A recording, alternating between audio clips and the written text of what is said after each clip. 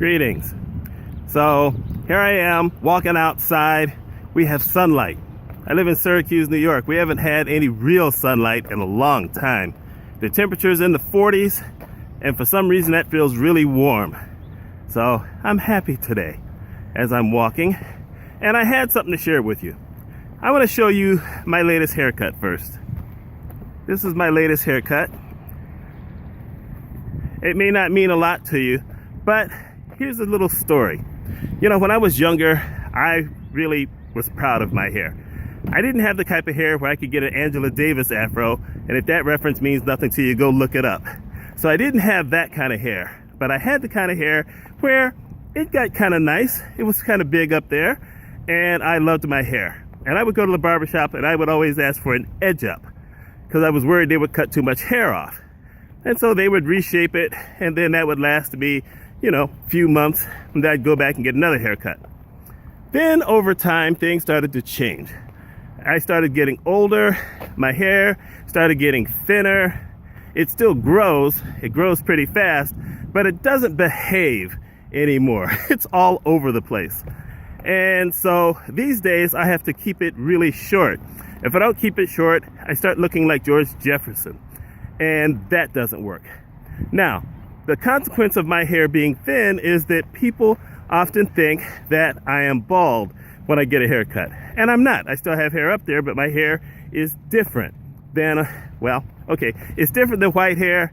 And in a lot of ways, it's different than the hair of a lot of black people also. We all have our different genetic backgrounds. And so this is how it works for me. Anyway, the point of all this is that when I was younger, I used to fret over my hair just like everyone else. And as I've gotten older, I've come to realize that worrying about hair, how long it is, what color it is, and everything else really makes no sense whatsoever. There's nothing you can do about it. I mean, I could run to someone and have my hair colored, and I could probably go get, I don't know, what's the thing with men weaves? I don't know, hair club for men or something like that. But all of that is ridiculous. At a certain point, we have to look at some things in our life and say, you know what, this is just what it's going to be, and move on. You still try different other things. For instance, this past week, I've been averaging 18,000 steps a day, which comes close to 8.5 miles a day walking. And that's a big deal for me. It's helped me hit my lowest weight since I've had, in the last 3 years, I've hit my lowest weight. And that works out well. I still don't sleep. But, you have to figure out the things you can do something with and concentrate more on those things than the things you can't. Now, I'm going to give you a confession. Here's the confession. I'm scared all the time. I really am.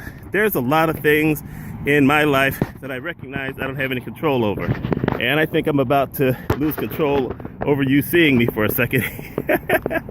Anyway, there are things that I fret about all the time that I don't have control over. And I just figure out that, yes, you're worried about it, you're scared about it, but there's nothing you can do about that thing. So let's go and work on things that I can do something about. And that's important to me in my life, because if you don't try to push forward in something, then you pretty much stagnate. And if you stagnate, then you have no real reason to be alive anymore. And no one wants to do that. I mean, life is pretty much worth living. It's not worth some of the risks that some people take with it, but life is definitely still worth living. So this is a different kind of video today. It's more of a motivational thing. This month I hit 13 years of blogging in my business blog. I'm working on year number 17 of being self-employed. I'm now into the second year of my mother living with me and basically, killing my income. But, mom is mom. You got to take care of what you have to take care of first. And I'm still working on things. I'm still trying to push forward. I'm still expecting great things in my life. I just have to figure out how I'm going to get there. These are some things that I might have some control over. I don't have any control over my mother's condition. It's going to be what it is. But I have some control over some of the other things, and these are the things I'm going to work on. Anyway, that's what I got today as I continue my walk Let me know your thoughts on this. Are you still working towards something, or have you basically given up? You know, that's a tough question, but let's see how you answer it. My name is Mitch Mitchell. I hope you all have a wonderful day.